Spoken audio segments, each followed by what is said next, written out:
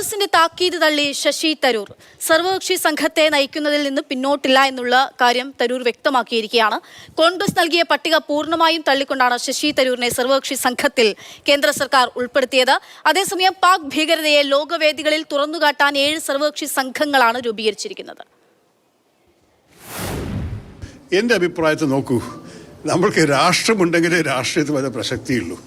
ഈ രാഷ്ട്രത്തിന് വേണ്ടിയിട്ട്, നമ്മളുടെ രാജ്യത്തിന് വേണ്ടിയിട്ട് ഒരു അവസരം സർക്കാർ എല്ലാ പാർട്ടികളുടെ പ്രതിനിധികളെ ആവശ്യപ്പെടുമ്പോൾ അത് ചെയ്യാൻ നമ്മളുടെ ഒരു കടമയും കൂടിയാണ്. ശശി തരൂരിൻ്റേത് ഉറച്ച തീരുമാനമാണ്.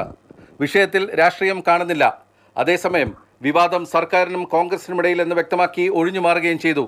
പാർലമെന്ററി കാര്യമന്ത്രി കിരൺ റിജിജു ആവശ്യപ്പെട്ട പ്രകാരം പ്രതിപക്ഷ നേതാവ് രാഹുൽ ഗാന്ധി നൽകിയത് 4 പേരുകൾ.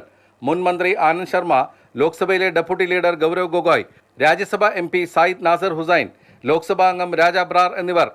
ഈ പേരുകൾ പൂർണ്ണമായും തള്ളിക്കളഞ്ഞാണ് മനീഷ് തിവാരി, അമർ സിംഗ്, സൽമാൻ ഖുർഷിദ് തുടങ്ങിയവരെ സർക്കാർ ഉൾപ്പെടുത്തിയത്.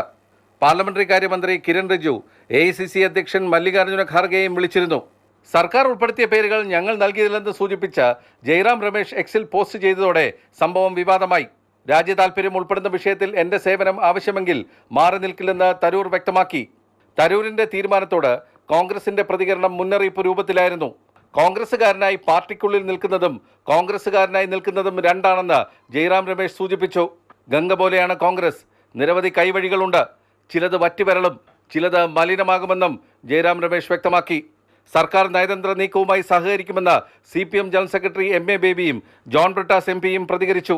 ശശി തരൂരിൻ്റെ യോഗ്യതയെക്കുറിച്ച് എനിക്ക് ഒരു സംശയമില്ലെന്ന് മാത്രമല്ല, അദ്ദേഹം സ്വാഭാവികമായിട്ടും ഇത്തരത്തിലുള്ള ദൗത്യങ്ങളുടെ ഭാഗമാകുന്നത് അഭികാമ്യമാണെന്ന് വിശ്വസിക്കുന്ന ഒരാളും കൂടിയാണ്. അതേസമയം തന്നെ ഒരു രാഷ്ട്രീയ പാർട്ടിയെ വിശ്വാസത്തിലെടുക്കുക എന്നുള്ള ഒരു ഉത്തരവാദിത്വം കേന്ദ്ര സർക്കാരിന് ഉണ്ട് എന്നുള്ള കാര്യം നമുക്ക് വിസ്മരിക്കാൻ കഴിയും. 7 സംഘങ്ങളിൽ 4 എണ്ണം നയിക്കുന്നത് BJP NDA നേതാക്കളാണ്.